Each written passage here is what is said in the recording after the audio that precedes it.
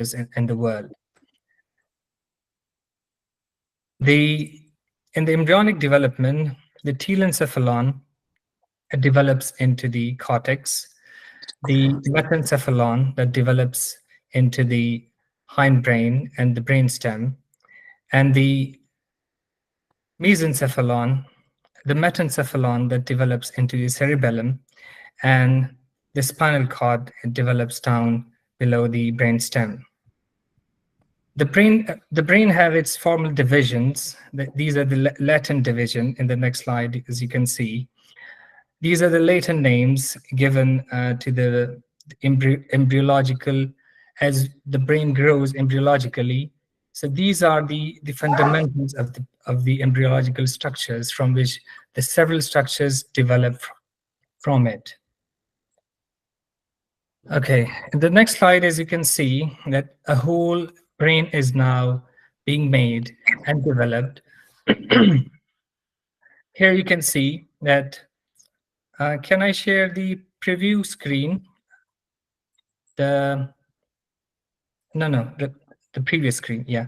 Can I share the red? No, this thing. Can you, the red, the laser thing, so that I can point out to certain structures?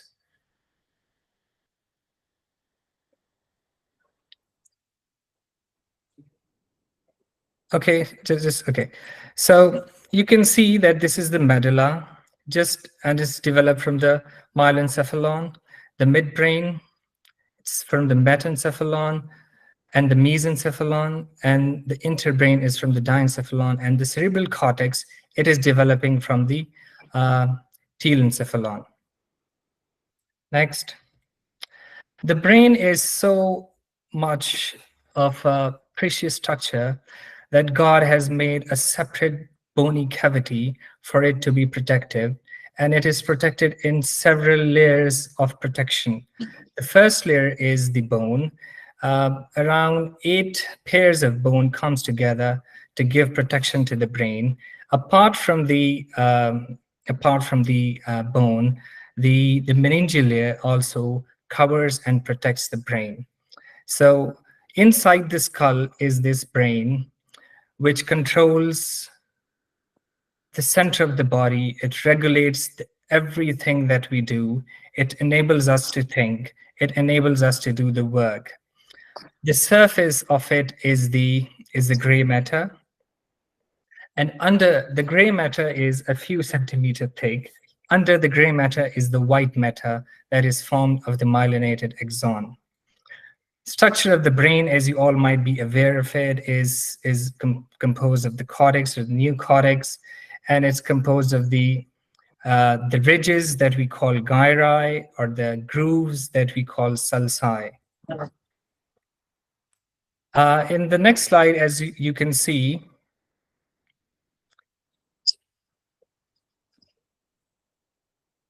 next, yeah, no, just previous one.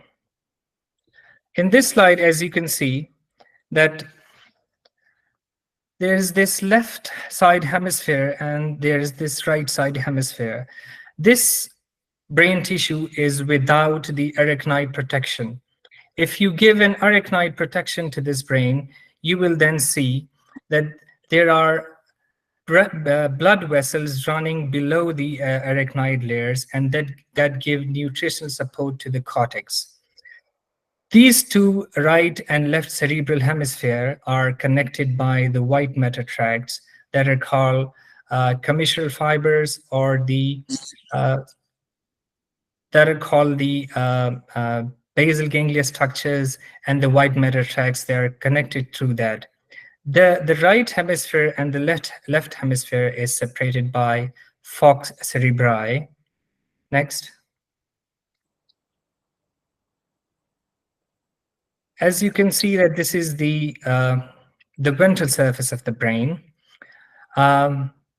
We can see the cerebellum below, the pons, the midbrain above the pons, and the skull base, or the brainstem of the structure. You can see the optic chiasms, Unfortunately, we have a problem in sharing my screen, so I don't have this red pointer so that I would have pointed it to you. But above, you can see is the uh, inferior surface of the frontal lobe, and this structure, the one separating the ridge that is separating the two frontal lobes, below it, this structure is called gyrus rectus and inferior visual cortex. From olfactory cortex or olfactory bulb, you can see.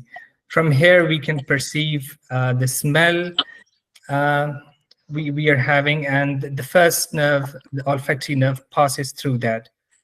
Next. This is also the medial side of the brain. You can see the brain is divided into the divided medially, and you can see that this is the medial side. Posteriorly, you can see the cerebellum, the brainstem, the medulla. Above is the cingulate gyrus. This is the corpus callosum, and inside the corpus callosum, you can see this ventricle. Above this cingulate gyrus, you will see a big ridge. This ridge is called central sulcus. This Hassan, can you give me a red pointer, if you can share on your screen?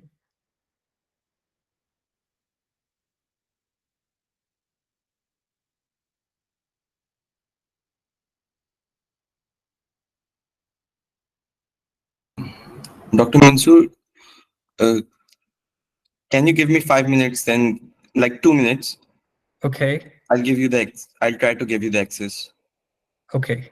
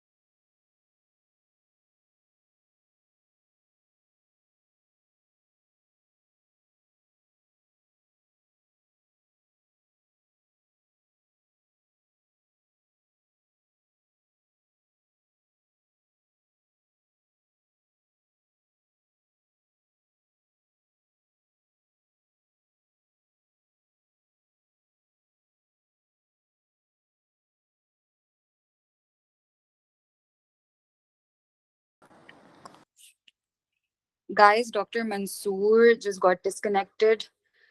You will have to wait for 5 more minutes. He's just on his way.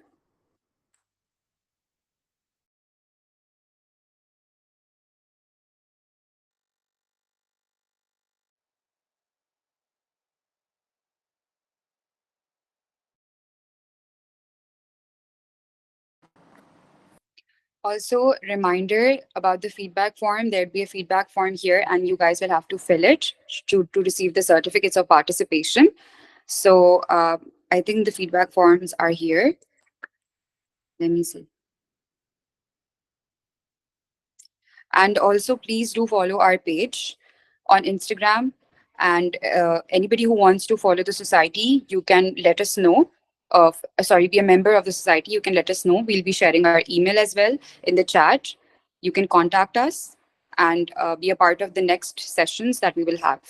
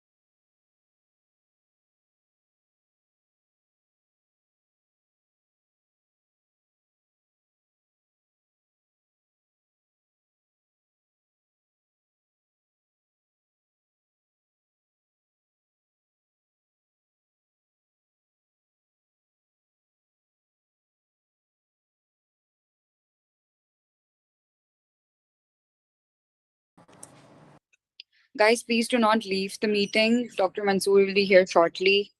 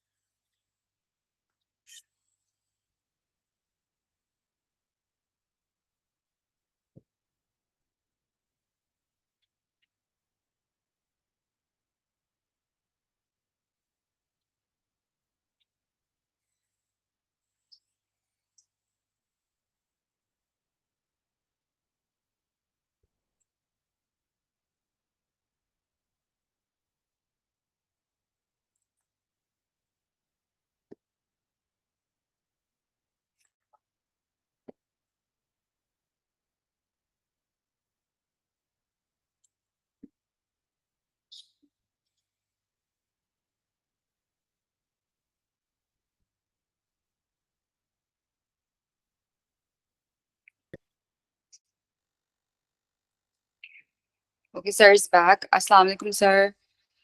Um, sir, I mean,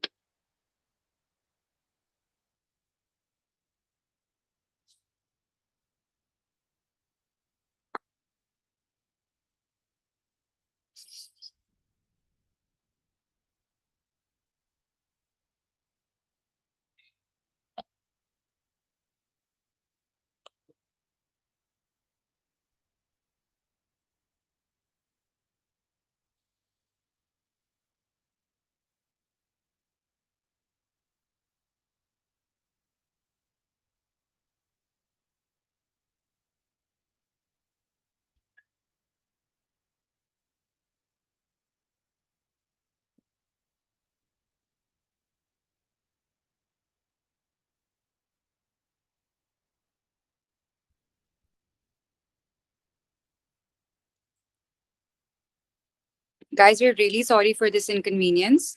Sir is here.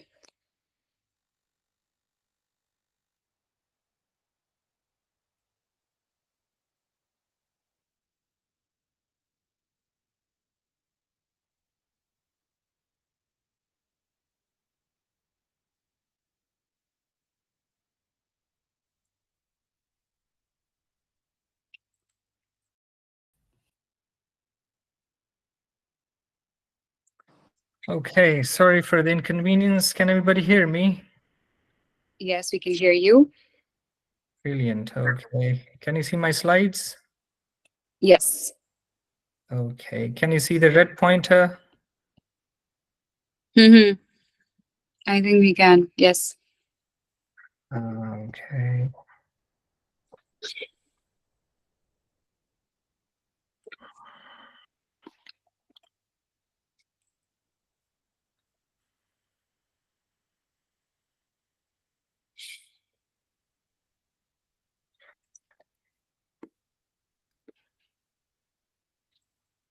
Just give me a second.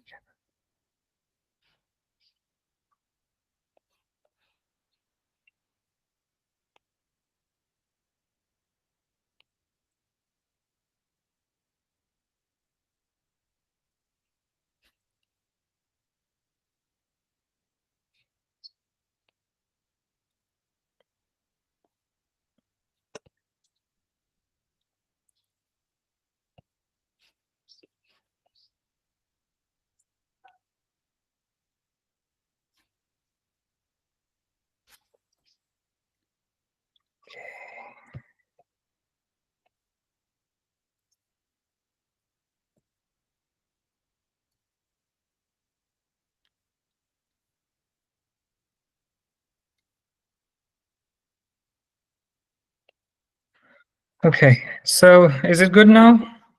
Mm, perfect. Good. Okay. So sorry for the interruption. There was some problem with the me not accessing the system and not getting the slides. So Hassan and Nilofer has sorted out this problem. Thank you. Okay, so coming back to our anatomy. Okay, so this is the medial surface of the brain. This is the frontal lobe. This is the parietal lobe, and this is the occipital lobe. This is the cerebellum. The occipital lobe and the cerebellum is separated by a dural structure that is called tentorial cerebelli. The tentorial cerebelli is made of the dura, and that separates the posterior lobe from the cerebellum. This sulci, or this you can see, this is the calcarine sulcus, and this is the parieto-occipital sulcus. This is the central sulcus, and this is paracentral lobule. This is the corpus callosum, and corpus callosum is coming down. This is as third ventricle. These are the lateral ventricles, the body of the lateral ventricle. Okay, so there you can see that this structure, you can see this is the this is the Fox cerebelli. The Fox cerebelli that separates the right and the left cerebral hemispheres. This is the tentorial cerebelli, as you all can see. And the tentorial cerebelli, below the tentorial cerebelli is the cerebellum. Above the tentorial cerebelli is the cerebrum. As you all can see, that the dura, it contains the dural venous sinuses as well. So this above structure, you can see this is the superior sagittal sinus, and this is the inferior sagittal sinus. We'll also come to a more detailed view of the sinuses in later on in our slides. Again, the medial view of the brain, corpus callosum, cerebellum, posterior lobe, the parietal lobe, the central sulcus, the paracentral lobule, inferior frontal sulcus, and the superior frontal sulcus. This is the this structure is known as the gyrus rectus. This is the midbrain, the pons. The structure in this slide, you can see that the one the hemisphere that has the veins, you can see this is covered within the arachnoid layer, and the one you can see without the veins, this is without arachnoid layer. So one of the clinical significance of these venous structures or these vessels is that in later on in life, when the person grows old, that the dura or the meningeal layer, it gets attached to the skull bone. And whenever a person has a history of fall, or when they bang their head against something, so these small venous structures or the vessels, they tear up, and it becomes it grows into a subdural hematoma. So in subdural hematoma, the blood is below the dura, but mostly above the arachnoid layers. As I have mentioned, that the brain is protected by the skull, the meningeal layer, and the cerebrospinal fluid as well. The cerebrospinal fluid, it gives a cushion to the brain, and it circulates around the brain, and spinal cord keeps it moist and gives a cushioning effect as well. The dura, there are three layers of meninges: the dura, the arachnoid, and the pia. The dura is the toughest one. This is the dura layer. This is the outermost layer, and it is the toughest layer of all the meningeal layers, and it contains the dural venous sinuses. Um, the biggest one is the superior sagittal sinus, as you can see here. It starts from the interior end of the frontal lobe down to the occipital lobe, and there that divides into transverse sinuses. There it divides into the transverse sinuses. In the dural layer, there is also a middle meningeal artery. It has its own clinical significance. If a person has a road traffic accident and he encounters a head injury, so most probably most of the extradural hematomas that we get is due to this middle meningeal artery tear. So the blood that we get in extradural hematoma, it is above the dural layer. The dural layer is not torn, it is intact, and the blood, it's oozing out from this middle meningeal artery, and it gives a pressure effect on the brain, and it becomes a medical emergency for us to operate on. Again, the dural metal, these are the venous sinuses, the superior sagittal sinus down to the confluence of sinuses. The superior sagittal sinus divides into the transverse sinus at this level. This confluence of sinuses is also called turcula, and it is one of the surgical landmark for us not to mess upon. Otherwise, if it gets teared or anything, it will give you a deadly hemorrhage, and if it's not controlled on time, the patient can die from it. So you can see that the protection of the brain that we are having is the brain, the bone, the meningeal layers, and then you can see the arachnoid layer, and down from the arachnoid, we can see the pia or the pia layer that is microscopic, and we can't see on our naked eye. If we are operating on somebody under microscope, only then we can see. One of the significance of the dura is that we get multiple tumors from this layer as well. The tumors that we get from the dural layer are, we call them meningiomas, and here you can see one of the parasagittal meningioma. That's just in the middle of the fox. You can see that this tumor has arisen. This tumor, it's extraaxial. The extraaxial, we call it because it's not invading the brain parenchyma. If the tumor invades the brain parenchyma, then it becomes an intraaxial. So in this picture, you can see that the tumor is just lying upon the outer layer, or just lying upon the brain parenchyma, and it has not invaded it. So such sort of tumors are easy to remove and if they're soft, but if it gets calcified or hard, then it becomes a really big challenge for the neurosurgeons. This is another picture of the cerebral hemisphere with the blood vessels and the pia. This intricate structure of the vessels around the brain, it is important for it to give the nutritional supply. Otherwise, if the brain is devoid of the blood supply and the blood and the glucose for 10 minutes, the patient can go brain dead. Brain structures has been divided into Brodmann areas. Brodmann was a neurologist, and he divided the brain into certain functional areas.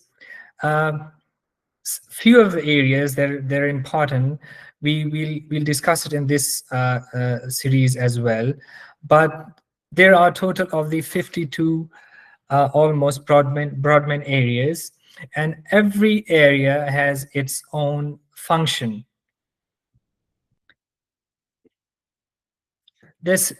Coming on to the cerebrum.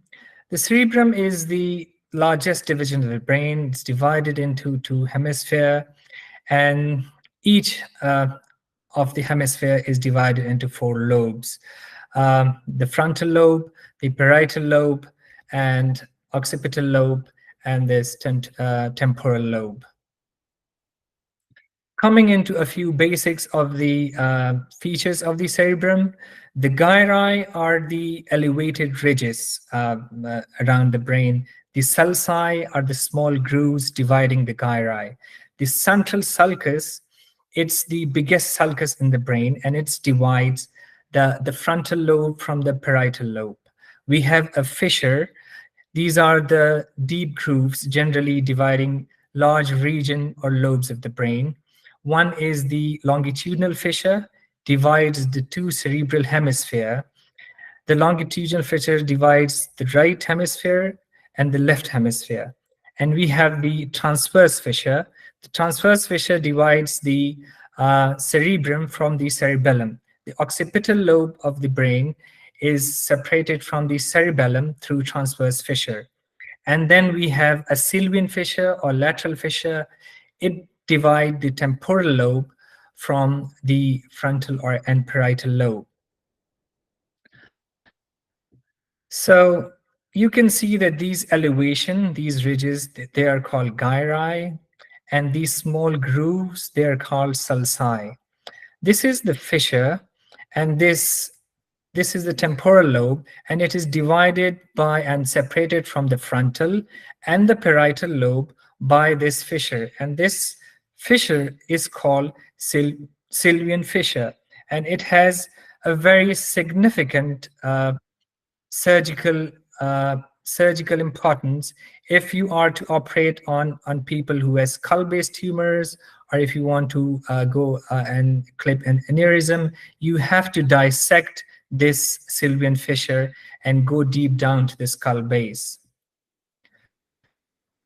The cerebral cortex, it has 2 layers. The outermost layer is a layer of gray matter. It's covering the cerebrum. It is several millimeters thick, and it contains billions of neurons. The 90% of the cortex is neocortex. It's a 6-layered structure, and the rest of it is allocortex. Some people say that the cerebrum consists of the 5 cortical lobes, that the 4 normal ones are the frontal lobe, parietal, occipital, and temporal lobe. But the 5th one, they call it, is the limbic lobe. The limbic lobe is the one that controls our emotions, the memory, and all the anger and these emotions and the feelings. These things are controlled by the limbic lobe. So this cerebral cortex, convoluted outer structure, it has grooves, sulci, it has gyri. It's composed of the gray matter and the white matter. And the cerebral cortex, mainly it's concerned with processing sensory information or motor commands. It has 2 bands of tissue. One is sensory and one is motor. You can see that the outer one is the gray matter. It's several millimeters thick. And the inner one is the white matter, which the white matter connects the different structures of the brain through its fibers and commissures. So the gray matter is concerned with the sensory and motor function, and the white matter is concerned with relaying the information that the gray matter is receiving to different areas of the brain. Okay, so this is the cerebral cortex. As you can see, the frontal lobe. This is the central sulcus, the biggest sulcus of the brain. And anterior to it is a precentral gyrus, and posterior to your central sulcus is the postcentral gyrus. These two gyruses are very important in function, as it contains the sensory and motor information it contains the sensory and relays the sensory and motor information of the brain, of the body to the brain. Again, this is the Sylvian fissure, the parietal lobe, occipital lobe, frontal lobe, and the cerebellum.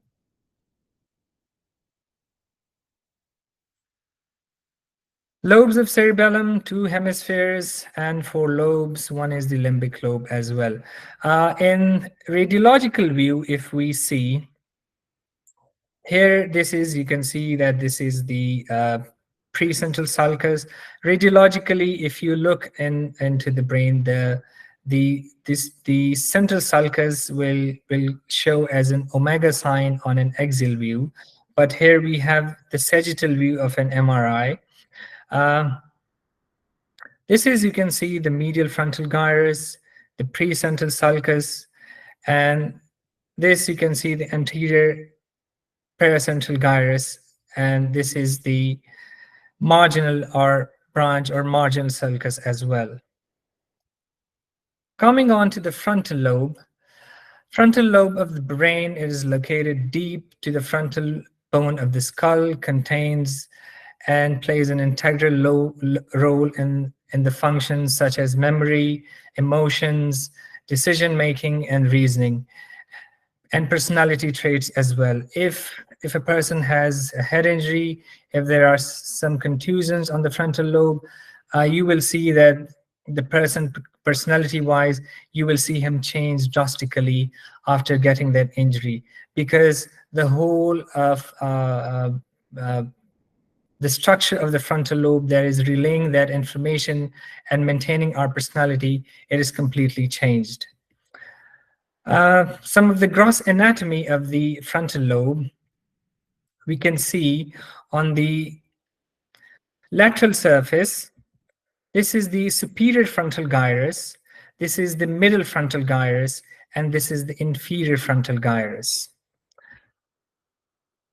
On lateral surface, on the lateral view, this is pars opercularis, this is pars triangularis, and this is pars orbitalis.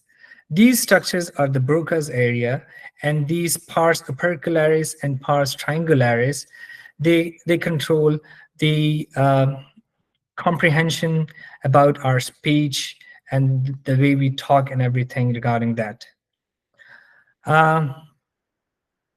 The medial surface of the cerebral cortex is, as I have mentioned, is that this is the middle frontal gyrus, this is the paracentral lobule, and the arrow coming show is the central sulcus. This is the precuneus, this is the cuneus, this is the parieto-occipital fissure. This is the lateral view of the temporal lobe. This is the parahippocampal gyrus and occipitotemporal gyrus, and this is the lingual gyrus in the occipital lobe. Above and deep to the lingual gyrus is also the visual cortex, which controls and relays the information regarding our vision. Some gross anatomy. This is the parieto-occipital sulcus, the calcarine sulcus, this is the cuneus, precuneus, paracentral lobule, and this is the cingulate sulcus. Below the cingulate sulcus is the cingulate gyrus. Below the cingulate gyrus, you can see the corpus callosum, the mammillary body, and the isthmus, and hippocampal gyrus just above the temporal lobe. The basal surface of the cerebrum, you can see that this is gyrus rectus, this is orbital gyrus.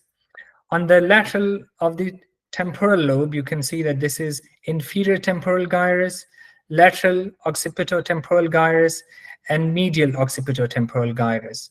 And just near to the brainstem is the parahippocampal gyrus.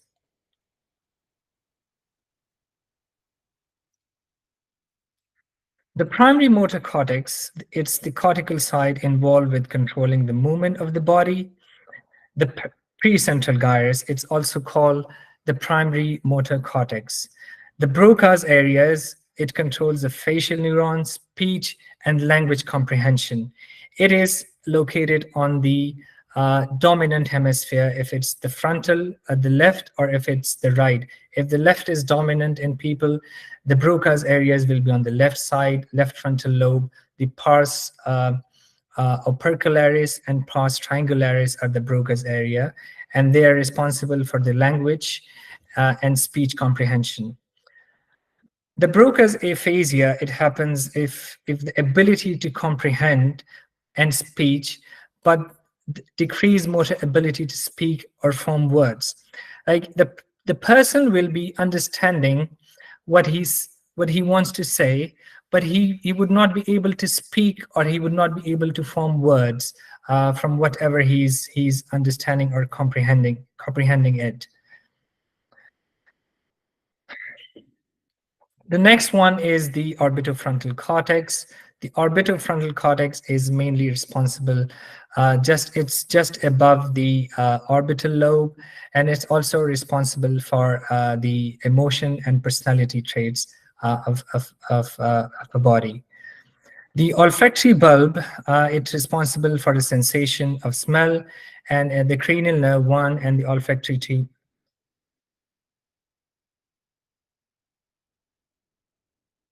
The cranial nerve 1 and the olfactory bulb is present in the olfactory, just on the basal area of the frontal lobe.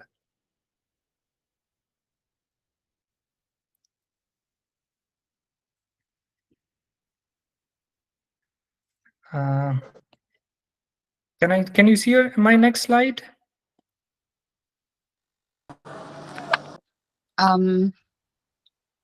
I don't think we can. Wait. What's the problem again?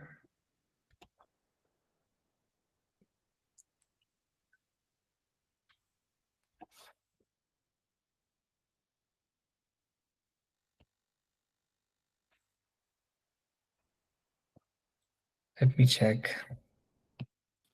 Yes, sir, we can see. But I'm not I can't proceed to the next slide. I don't know what's okay.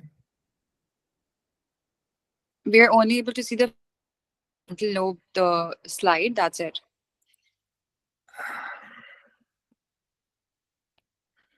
The one you were going through before. I don't Yeah, think you the can link change is the slide. going down, so I'm refreshing the link. Just give me a second. Okay, all right. Yeah.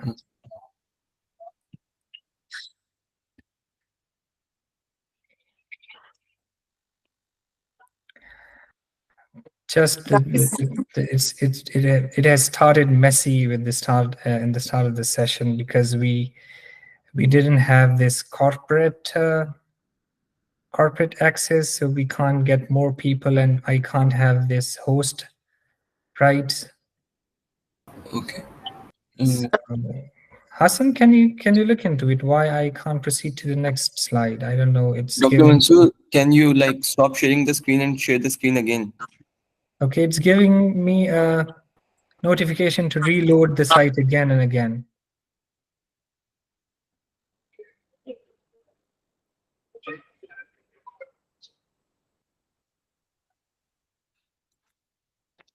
Okay. It's good now. Is it good? Yes, I can see it. I think we all can see now. Okay.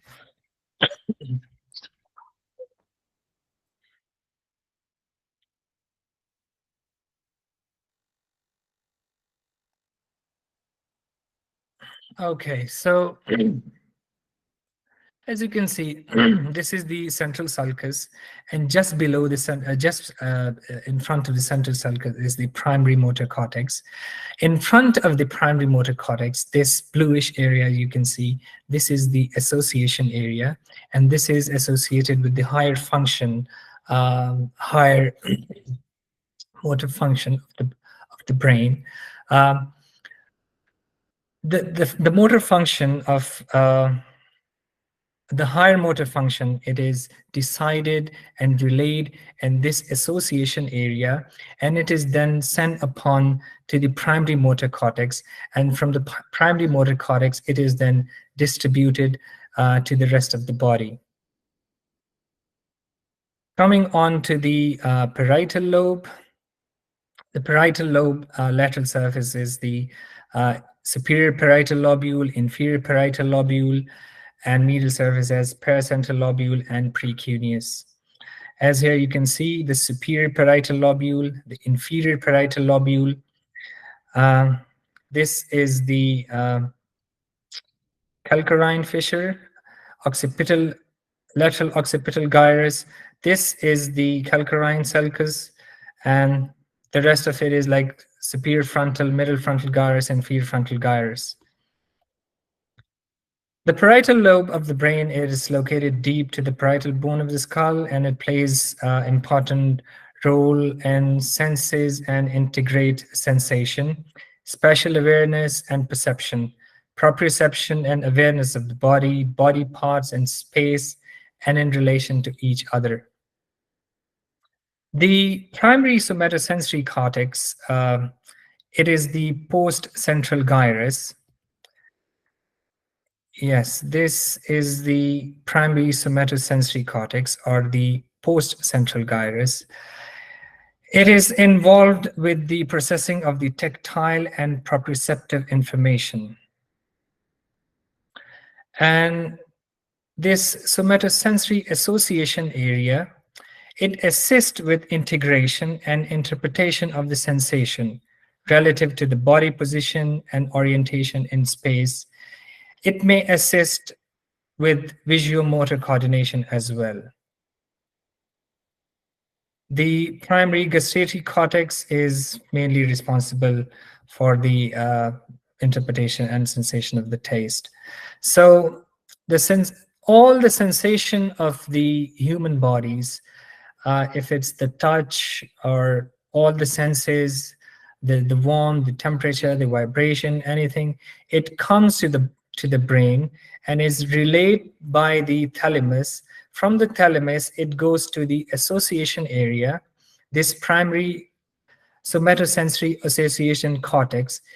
All the sensory information through the thalamus is relayed, comes to the somatosensory association cortex, and from there, it is relayed to the primary somatosensory and cortex, or the post-central gyrus, as you can see. From there, a response is generated, and if you touches a hot surface, a response is generated, a motor cortex is activated, and you remove the hand from any hot surface if your hand gets if you get a very uneasy feeling from touching a hot surface. So this is the homunculus. You can see the one is the motor, like anterior one is the primary motor from the motor cortex, and the posterior one is from the somatosensory cortex. Mainly the regions that are distributed, and it's getting more space, and it is occupying more space on the cortex. It is our hands and legs and the face. It is occupying almost more than 50% of the space on the cerebral cortex. It is because that we are controlling our senses, all the sensory information and the motor information that later on that we get and we perceive from the brain is relayed by our these limbs, mainly the lower limb and the upper limb, or through the eye, nose, ear, or face.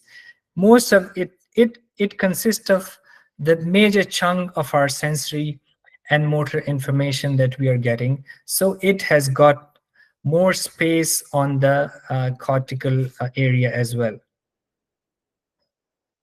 One of the significance of motor area, motor cortex or sensory cortex is that a patient will be fine. He would not be having any spinal cord issues or any other symptoms. The nerves will be working fine, but all of a sudden the patient will be weak uh, in specific areas of his body. He will be having weakness, or he will be having low sensation in his hands or in his legs, depending on the tumor that is arising on the motor cortical area. If a person is getting a motor strip tumor, if the tumor is compressing upon the motor area or somatosensory area, so the area which is being compressed upon, the patient will get deficits, neurological deficits in those specific areas, and the rest of the body will be just working fine. If it's getting the tumor just near to the cerebral hemisphere, so in this case, we can see that the patient's lower limbs and the hands will be affected most. Coming to the occipital lobe, it is located deep to the occipital bone of the skull, and its primary function is the processing and integration and interpretation of vision and visual stimuli. The occipital lobe it consists of the lateral surfaces, medial surface, and the basal surface. The lateral surface consists of the superior occipital gyrus and inferior occipital gyrus. The medial is the cuneus and lingual gyrus, and the basal is the lingual gyrus and occipitotemporal gyrus. One of the major functions of the occipital lobe is the primary visual cortex. This is the primary area of the brain responsible for the sight recognition of size, color, light, motion, and dimension we are getting if the information we are getting from our eyes. It has the visual association area. It interprets the information and through the primary visual cortex, and it is then relayed through the nerves to the body to act upon whatever the stimuli we are getting. This is the occipital lobe. You can see that this is the primary visual cortex, and this is the visual association area. The visual association area relays the info through the thalamus, through the nuclei. We get the thalamic nuclei, we get the information. The information is coming to the visual association area, and it's then relayed to the primary visual cortex. From the primary visual cortex, two pathways generate when it comes to our vision. One goes above the parietal lobe, and the other pathway is generated. It goes through the temporal lobe. The pathway which is generated and it goes to the parietal lobe, it gives us the information like where you are, and the things like gives you the orientation of the place, makes you to identify the objects, all those information that is relayed through the parietal area. And in the temporal area, the information that is relayed is the what information. Like, what are you seeing? What objects are you looking at? What are you identifying the things. So all these information that is relayed through the temporal lobe. So the information regarding the visual cortex, just to summarize again, it comes to the prime, it relayed by the thalamic nuclei and thalamus, comes to the visual cortex, and from the visual cortex a response is generated. Two responses are generated. One goes to the parietal and the other goes to the temporal. The parietal is mostly the questions like where you are, helps to identify if you're in a room, if you're in a garden, if you're somewhere. So it helps to identify that. The pathway which is generated and goes through the temporal lobe gives you a feeling of what, like what objects are you looking at, what are the things that you can identify. So these two responses are then generated subsequently after getting an information by the visual cortex. Next is the temporal lobe. Temporal lobe has the lateral surface and the basal surface. The lateral surface has superior temporal gyrus, middle temporal gyrus, and inferior temporal gyrus. The basal surface is medial occipitotemporal gyrus and lateral occipital temporal gyrus and lingual gyrus. The temporal lobe is located on the side of the brain, deep to the temporal bone of the skull. It plays an integral role in hearing, organization and comprehension of language, and information retrieval, memory, and memory formation as well.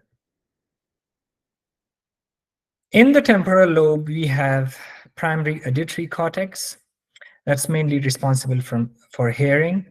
We have Wernicke's area that is responsible for the comprehension of the language, whatever we are listening to. If there is Wernicke's aphasia, so in Wernicke's aphasia, the comprehension is inhibited. Words and sentences, they're not clearly understood, and the sentence formation may be inhibited or nonsensical. There is primary olfactory cortex that's deep in the temporal lobe, and it interprets the sense of smell once it reaches the cortex via the olfactory bulbs.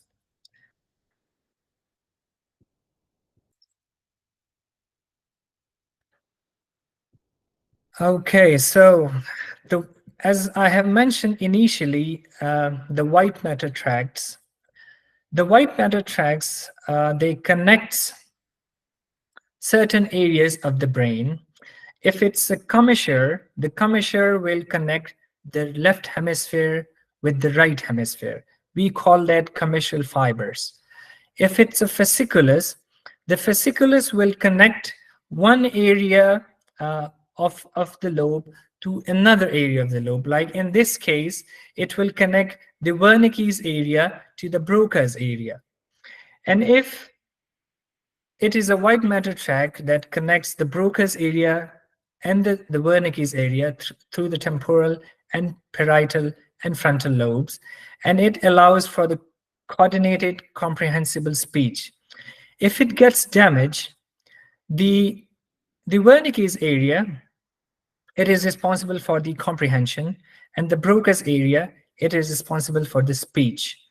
But if the both areas are working fine, and if the fasciculus, the arcuate fasciculus, which is connecting the Broca's and Wernicke's area, if it gets damaged, then the patient will get conduction aphasia. In the conduction aphasia, the auditory comprehension and speech articulation are preserved, but people find it difficult to repeat heard speech. They'll understand the speech, and they would say it for once, but it will be very difficult for them to repeat again or say it again, or they won't be able to respond to you again in timely manner or timely fashion. So if it happens in a patient, that damage is due to the arcuate fasciculus, the white matter tracts that are damaged. The Broca's and the Wernicke's are fine, but the tracks that are connecting them, they are damaged. So the information is not properly relayed, and the patient will get conduction aphasia. Okay, so coming again to a little review of the cerebrum, cerebral anatomy. You can see this is the central sulcus. This is the frontal lobe, the B. The C, you can see the Sylvian fissure. The D, you can see this is the temporal lobe. This is the transverse fissure. This is the occipital lobe, and this is parietal lobe. Cortical regions, as you can see, Broca's area. This is the orbitofrontal cortex. This is primary olfactory cortex, which is lie deep in the temporal lobe. Primary auditory cortex, Wernicke's area. F is the Wernicke's area. Primary visual cortex, as in the occipital lobe. Visual association area. The association areas are very, very important in the brain. If it's a primary submatosensory association area, if it's a motor association area, or if it's a visual association area. All the information before going to the visual cortex, the motor area, or the somatosensory area, it is relayed through the association area. The information is refined, the clutter is thrown out, and only the refined information goes to the specific areas. Okay, so coming to the white matter of the cerebrum now, all that we have talked about, it was the gray matter. The gray matter can't work in isolation. It's like useless if there are no white matter tracks. The white matter, it connects all the gray matter structures or all the areas of the brain within its surroundings. So it consists of the myelinated nerve fibers, which are categorized on the basis of their cores and connections. Number one is the association fibers. It links different cortical areas of same hemisphere. For example, short association fibers and long association fibers. Short association fibers, they can pass from one sulcus to another sulcus, like from one gray matter to another gray matter. These are short association fibers. Or they can be long association fibers, and they are present in bundles. Like it's connecting one area of the frontal lobe, it's connecting to the occipital lobe, or if it's connecting one area of the temporal lobe, it's connecting to the occipital lobe. So the long association fiber is if it's connecting different areas of the lobe, and the short association fibers if it's connecting this different sulci or just adjacent short distance it covers. The commissural fibers or the transverse fibers, they are very important. The commissural fibers cross the midline and link the corresponding areas in the two cerebral hemispheres. So the two cerebral hemispheres, they are connected. The left cerebral hemisphere is connected to the right cerebral hemisphere to commissural fibers. If there is a breakdown in the commissural fibers, so the information will not be relayed from one lobe to the another lobe, or from the dominant to the non-dominant lobe, and the patient will be this is some of the feature we get in if a patient gets a diffuse axonal injury. So in diffuse axonal injury, patient will be having the white commissural fibers or the white tracks, they will be damaged. The information will not be relayed through the certain areas of the brain, and the patient will be comatose. He would not be able to talk, he would not be able to sense anything or feel anything. He'll just, his heart and the rest of the organ will be working fine, but only the brain will not be functioning properly. So the commissure fibers are very important. They connect the one hemisphere of the brain to the another hemisphere, the right hemisphere to the left hemisphere. The largest commissure fiber in this case is the corpus callosum. The corpus callosum, it connects the left hemisphere to the right hemisphere. Okay, so and the third one are the projection fibers. So just to catch up on, one are the association fibers, the second one are the commissure fibers, and the third one are the projection fibers. The projection fibers connect cerebral cortex with the lower level in this brain and spinal cord. It consists of the different corticofugal or the corticopetal fibers, and it connects the information that the brain gets down to the spinal cord and the brain stem. So you can see this intricate relay of channel of communication among the brain itself. The gray matter or the cortex, it is mainly responsible for the higher function.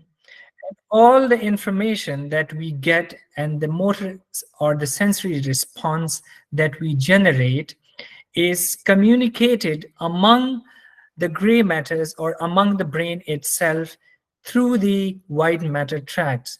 If you remove the white matter tracts from the brain, or if you remove the white matter from the gray matter itself cannot execute its function properly or 100% without the channel or without this transport mechanism of white matter. This is the intricate transport mechanism of information among the brain and its inside structures. So some of the commissure fibers of the brain is the corpus callosum. This is called anterior commissure, and this is the fornix of the corpus callosum. This is the habenular commissure, and this is the posterior commissure. All of these commissure, this is cut on the medial side. So on the other side of this view, you will see that these two comes to combine and forms a pathway of white matter tracts that relays information from one area to another area within the brain. Coming down to the functional brain systems, some of the functional brain systems that we get is the thalamus, the basal ganglia, and the limbic system. Whatever we have studied till now, it was the cortex and the cortical anatomy, but there are certain areas in the brain that performs its own, that has its own functions. One of the structure is the thalamus, the basal ganglia, and the whole limbic system. You might be aware of all the basics of the basal ganglia and the thalami, but the basal ganglia, it is the collection of the nuclei that have been grouped together on the basis of their interconnection. It plays an important role in regulating the movement, and in certain disorders movement, like if the basal ganglia stops functioning, the people will get chorea, dyskinesia, athetosis, or tremors as well. This is the components of the limbic system. The limbic system is mainly responsible for the emotions and the memory. The hippocampus is mainly responsible for the short-term and long-term memory. Amygdala is responsible for our emotions, and hypothalamus, it is an autonomous structure that is not under our control, and it's regulate the all the hormonal functions of the pituitary. It sends the information to the pituitary gland.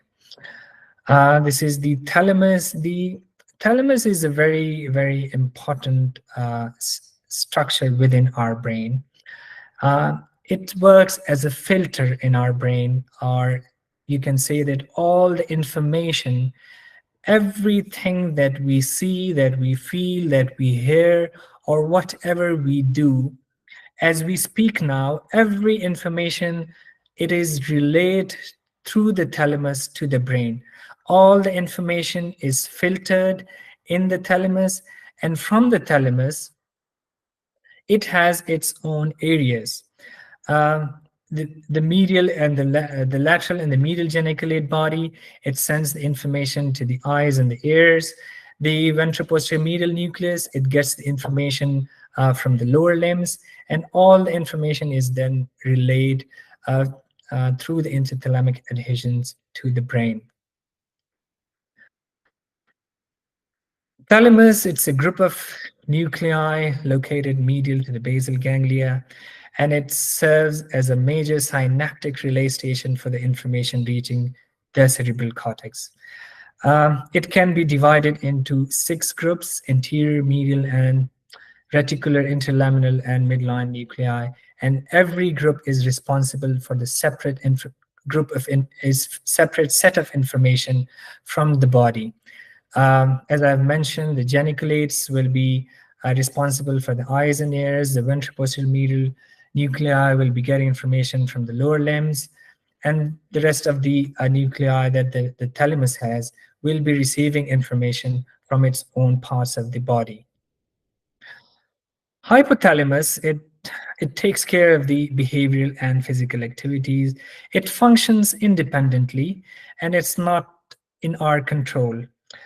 The functions it has, it controls the hunger, thirst, body temperature, the sexual activity, and it fuses information from the many different parts of the brain, and it gives a stimuli to the pituitary, and then the pituitary releases certain hormones, and it regulates the function of our body. The basal ganglia, it's a collection of nuclei. It's grouped together on the base of their interconnections, and it plays an important role in the movement. If the patient does not have um, the basal ganglia, if it's not working properly, uh, as you're aware of mm, the input, the basal ganglia is not getting properly, so the pathways of the basal ganglia is disturbed, and the patient can get movement disorders such as Parkinson disease, or in terms of basal ganglia disruption, loss of neurons can occur, and the patient can get Huntington disease as well. So these are some of the diseases if the basal ganglia is not working properly. So it's mainly um, control the movements of the body, but the recent studies has showed that um, it also works on the cognitive functions of our body as well. This is one of the scan that we mostly encounter in our EDs. The patient will be coming, he will be completely comatose, he'll not be able to talk, he'll not be able to listen to, and the information and everything that he'll be getting, it will not be relayed properly. So when we'll do the scan, he'll be having a big hematoma in the basal ganglia or the thalamic nuclei. The rest of the brain or the body will be functioning normal, but if the information through which the area through which all the information is relayed is damaged, you cannot function without it. If your thalamus, if your basal ganglia, if your functional system of the brain is damaged, your brain cannot function without it because it cannot get a filtered information. Okay, so coming down to the brainstem, Brainstem itself is a very complex structure, consists of the pons, the midbrain, the medulla, and it has its own set of cranial nerves. The cranial nerves perform certain complex function as well, the sensory and the motor function as well. As I mentioned previously in the initial slides, that we will talk about the brainstem and the cerebrum in our next sessions briefly. A little overview about the cerebral blood flow. It is composed of two major structures, the carotid, internal carotid, and the vertebral artery. And it is divided into anterior, posterior, and lateral circulation. Here, as you can see, that this is the carotid artery. And from this carotid artery, we can get a middle cerebral artery. Sorry, this is the carotid artery. This is the medial cerebral artery we're getting. And this is the anterior cerebral artery. These two are the biggest arteries in the anterior circulation. And they give branches to the rest of the to the vessels, and it is then anastomosed among each other and forms a circle of Willis. Previously, we would study the circle of Willis as it is in our textbook, but nowadays the angiographic anatomy of the cerebral vasculature is very much important as well to remember. Since we are short of time, so I would talk about it in detail. But the angiographic anatomy of the cerebral vasculature is of major significance nowadays, because through the advancement of the imaging modalities that we have, we can look into the brain vasculature more clearly. This is the circle of Willis. This is the carotid, internal carotid, and giving a branch of middle cerebral artery and anterior cerebral artery. The anterior cerebral artery then gives off the connects among each other by the anterior communicating artery. From the posterior circulation, we get vertebral artery, and it's unite to form a basilar artery. And then this basilar artery is connected to the anterior circulation via posterior communicating artery. One is the anterior communicating artery, which is connecting the anterior cerebral artery, and the posterior communicating artery connects the posterior cerebral artery with the internal carotid artery or the anterior circulation. The middle cerebral artery, it gives off branches mainly to the lateral side of the brain, and the anterior cerebral artery, it provides blood supply to the medial side of the brain. So as you can see here is that this is the middle cerebral artery. From the base of skull, it is divided, and it goes from the sylvian fissure and gives off branches and provides the blood supply to the outer or lateral layer of the cortex. Here on the other side, you can see as well the middle cerebral artery on the left side. From here, the brain stem from the skull base, it's divided, and it goes off through the sylvian fissure and gives off branches to the lateral cortex of the brain. It's the superficial structure of the brain, or the outer layer. It is supplied by the middle cerebral artery. But like as you can see, this superior lateral structure, you can see that this pink one, middle cerebral artery, it's the lateral structure of the whole brain is supplied by the middle cerebral artery. The anterior cerebral artery supplies this blue structure. You can see the most of the medial structures of the brain, or medial part of the brain, is supplied by the anterior cerebral artery. And this green one is posterior lobe, or it is supplied by the posterior cerebral artery. The occipital lobe, or the inferior part of the temporal lobe, all the posterior structure of the brain, it is supplied by the posterior cerebral artery. This is the medial view. As I have mentioned, this the whole medial side of the brain, it is supplied by the anterior cerebral artery. The outer layer, or the lateral surface, it is by the middle cerebral artery. And the occipital lobes, or the part of the posterior temporal lobes, it is supplied by the posterior cerebral artery. This is one of the star of death, and if the patient comes with the worst headaches of their lives, and when we do a scan on them, you will get a scan like this. And it is also called a star of death. If a patient can get a scan like this, most probably it is a subarachnoid hemorrhage due to aneurysmal rupture. If an aneurysm is ruptured, aneurysm can be of middle cerebral artery, anterior circulation, or posterior circulation. But if it gets ruptured, there will be a wide flow of the blood in the brain. So this is one of the image of the subarachnoid hemorrhage, and in this case, you have to nowadays, through the advancements of the technologies, we do embolization and coiling of the aneurysms. But previously, back in the days, we would open the skull, open the brain, and clip the aneurysm. Coming to a little of venous drainage of the brain. This is the superior sagittal sinus. The superior sagittal sinus comes down and divides into transverse sinus in the occipital area.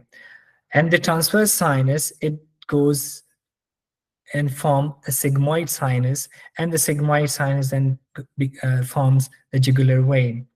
But inside the in the brain, how the venous structures combine to form the big sinuses. Below the superior sagittal sinus, you can see the inferior sagittal sinus. And below that, you can see that this is the anterior cerebral vein, and this is the vein of Galen. The vein of Galen and the anterior cerebral vein, it combines to form a great cerebral vein. The great cerebral vein and the inferior sagittal sinus, it combines to form a straight sinus. And the straight sinus combines with the superior sagittal sinus, and it goes down and form and divides into two transverse sinuses.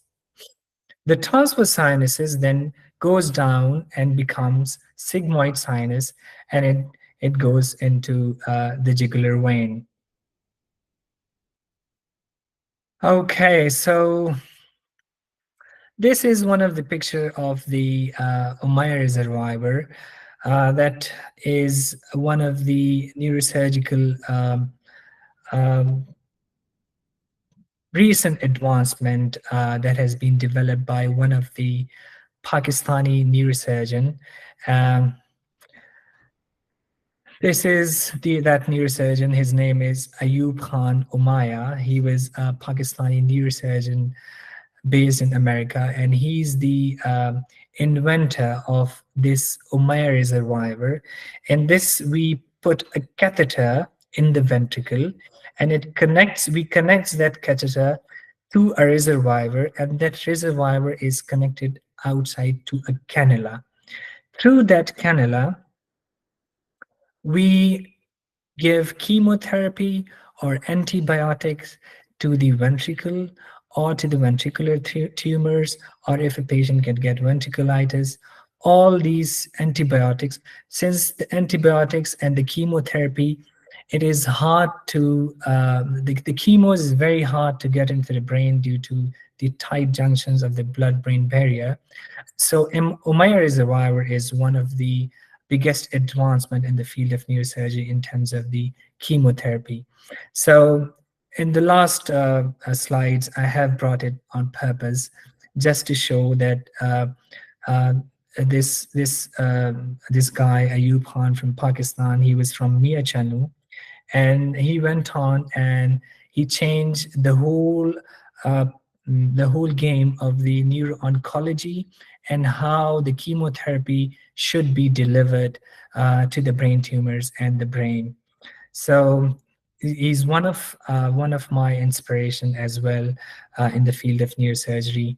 And to the young lot out there, um, there's a lot we are facing nowadays in our country, but we have a lot people to look onto and um, see it as how back in the days from being nothing in our country they have gone and they have like made wonders. He's one of the men that have been in the 100 Muslim people who had impacted the United States of America greatly.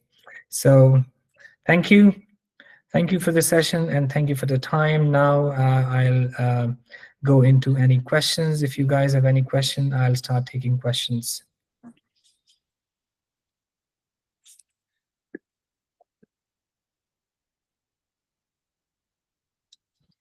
Guys, if you have any questions, please let sir know so that he can answer.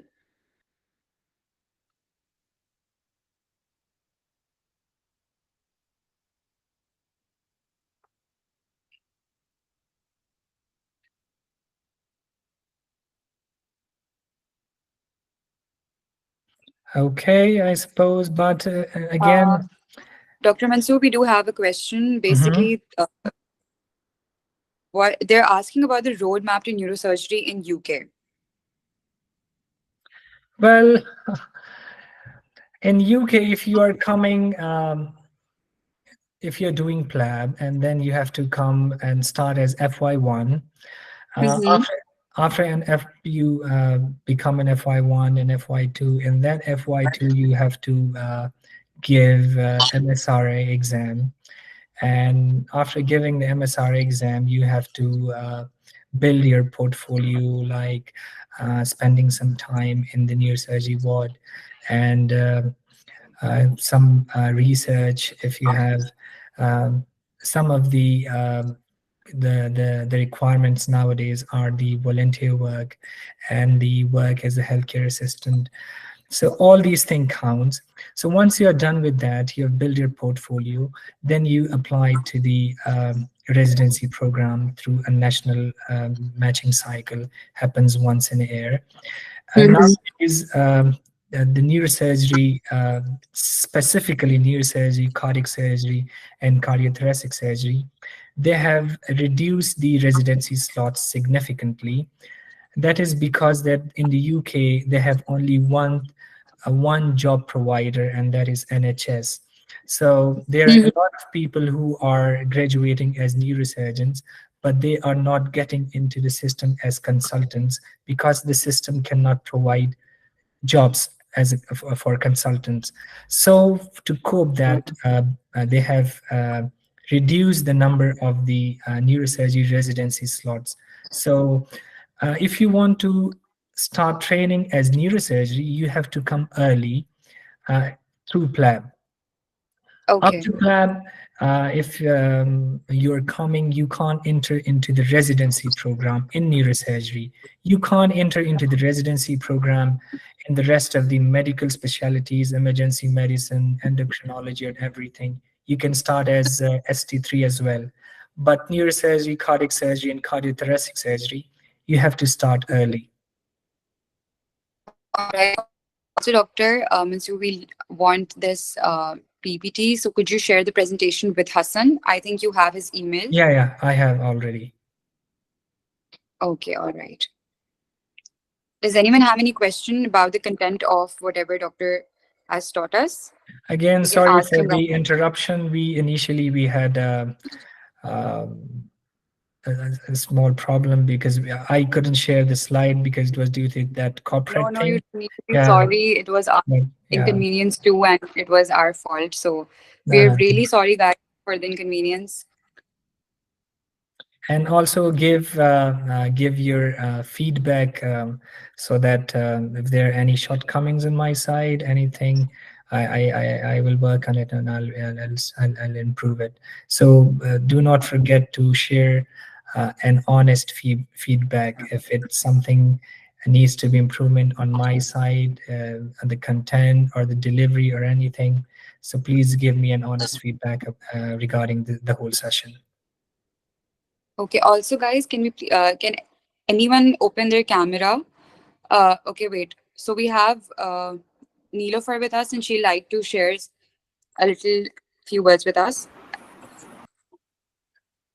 Okay, Assalamu alaikum everyone. I'm Nilofer Iqbal, the president of Walter Reed ND. I hope I'm audible and clear. Yes, you are. Okay, so this was our first webinar of the year, and the response was amazing, mashallah. I personally apologize for the inconvenience caused, and we will make sure this does not happen again. Thank you so much, Dr. Shah, for joining us tonight. It was an amazing lecture, very informative, and your passion for teaching is appreciable. We would like to have more webinars with you in the future, inshallah. Inshallah. Whenever you say, I'll be available, hopefully, inshallah. Thank you. And to everyone else who joined us tonight, I hope you get to learn something new today. I encourage you all to apply for the membership program, and the forms will be uploaded soon, so you can stay connected with us through the social media pages. We will appreciate your feedback and support, and would love to see you all again, inshallah. Thank you. Thank you. Thank you. Have a good day. Bye. Okay, bye. I think the feedback forms are here. Yes, the feedback forms are being shared on the WhatsApp and through Guys, emails. please do fill in the forms.